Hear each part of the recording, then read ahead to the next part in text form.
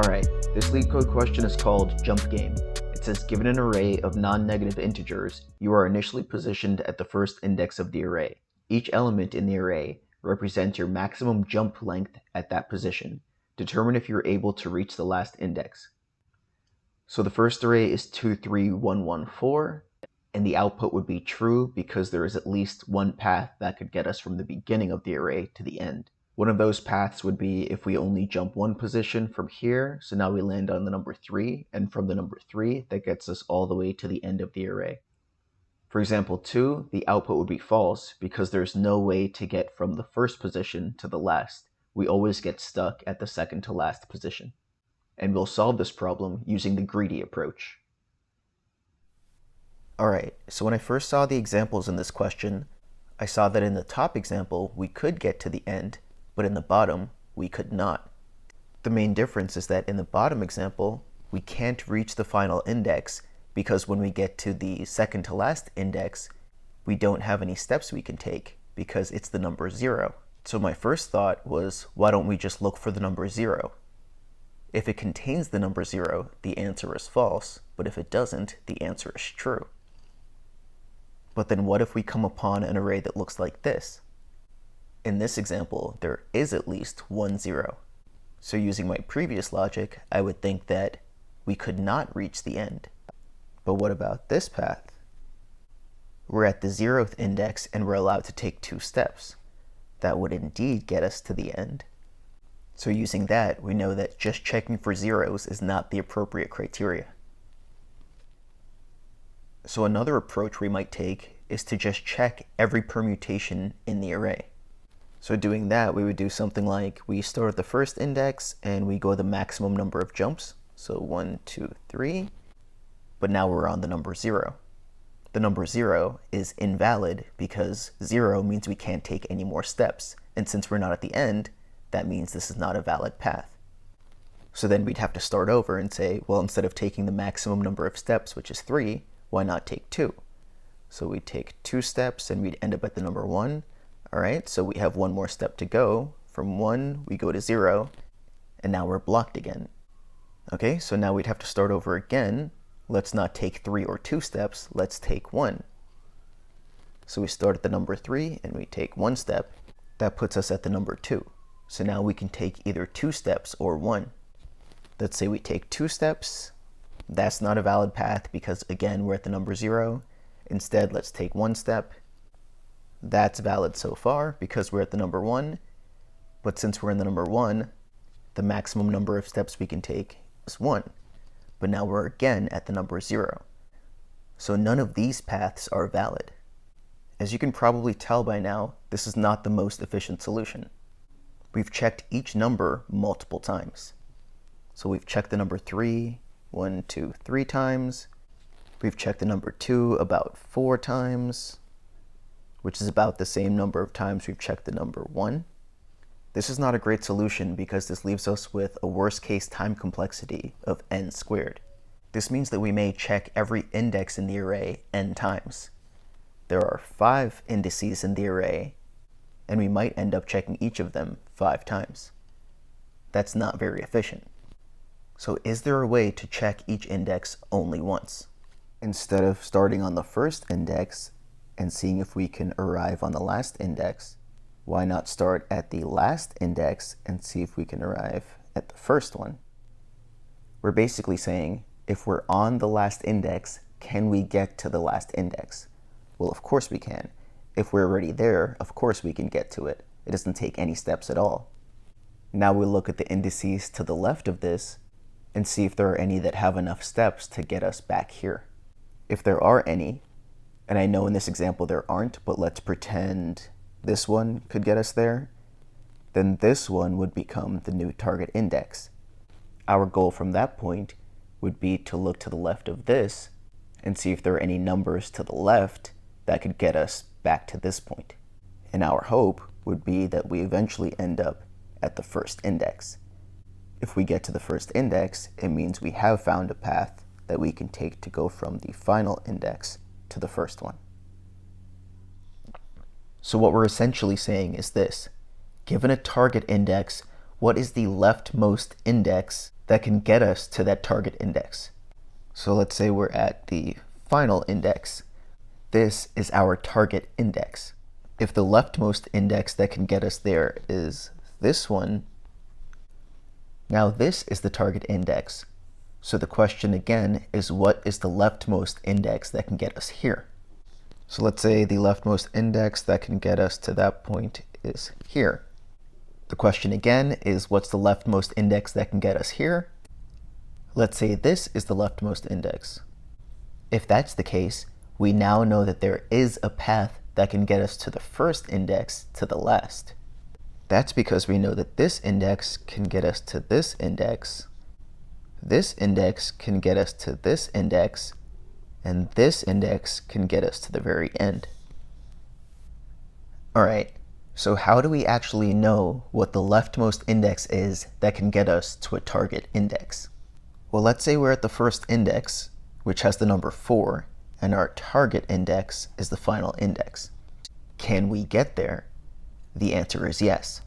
What you're actually doing is taking the index you're on, which is index 0, and seeing if you can get to the target index, which is index 4. So you're actually doing some math there. You're saying I'm on index 0, which has the number 4. So 4 plus 0 equals 4. Now can I get to the target index, which is, again, the index 4? Well, we know that we can get to it because this number is greater than or equal to this number. So we're checking to see if the index we're on plus the number it contains, so 4 plus 0, we're seeing if that's greater than or equal to the target index, which is 4. In this case, it is.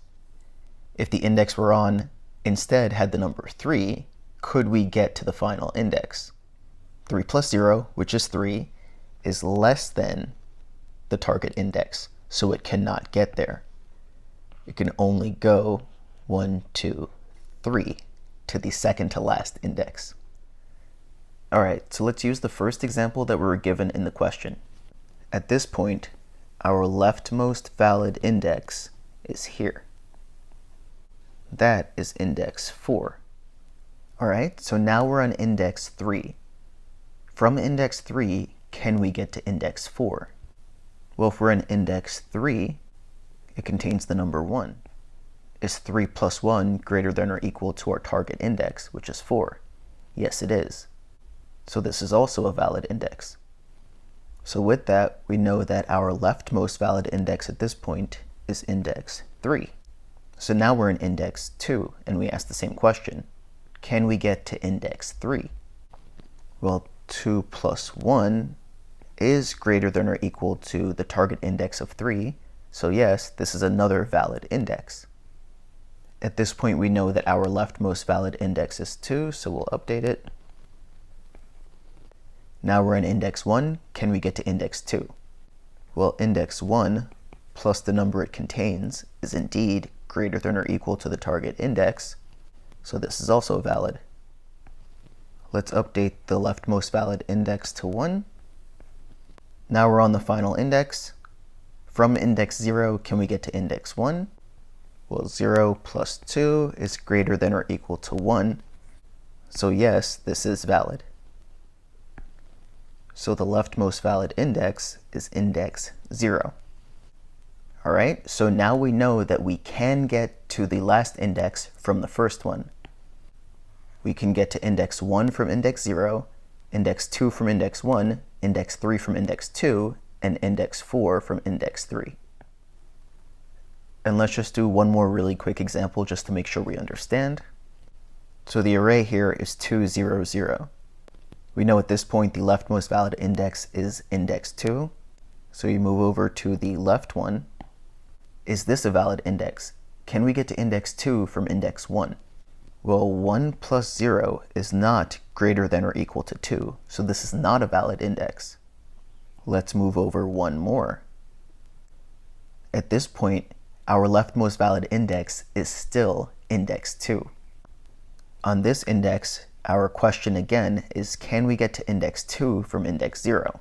Well, index 0 has the number 2, which is greater than or equal to our target index, which is 2, So yes, this is a valid index.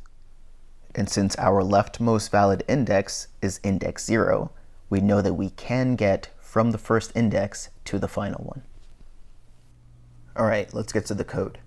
What LeetCode has given us is a function called canJump, which accepts an argument nums. And nums is the array that we want to determine if we can get from the first index to the last. All right, so let's start off by creating the last valid index variable. So we'll say let last valid index equal nums.length minus 1. So we're saying at the beginning that the leftmost valid index will be the final index in the array. So last at this point will be index 2 because this has the indices 0, 1, and 2. All right, now we have to iterate over the array from right to left. So we'll say for let I equal nums.length minus 1. Go until we get to the first index, so I is greater than or equal to 0, and then I minus minus. Then we need to check to see if the index we're on is the leftmost valid index. So we'll say if I plus nums I is greater than or equal to the last valid index, then we need to update the last valid index to be the index we're on. So that will look like this. It will add the index, which is I, to the current number, which is 0, and see if that's greater than or equal to the last valid index. In this case, it's not, so it goes on to the first index. At this point, it adds 0 plus 2 and checks to see whether or not that's greater than or equal to 2, and it is. So then it would update the last valid index to be 0. So now all there's left to do is to return whether the last valid index equals 0. All right, let's run the code, see how we did. All right, looks good. Let's submit. All right, so our code was faster than about 80% of other JavaScript submissions. As usual, the code and written explanation are linked down below. In the description below, you'll also find other resources for algorithms. See you next time.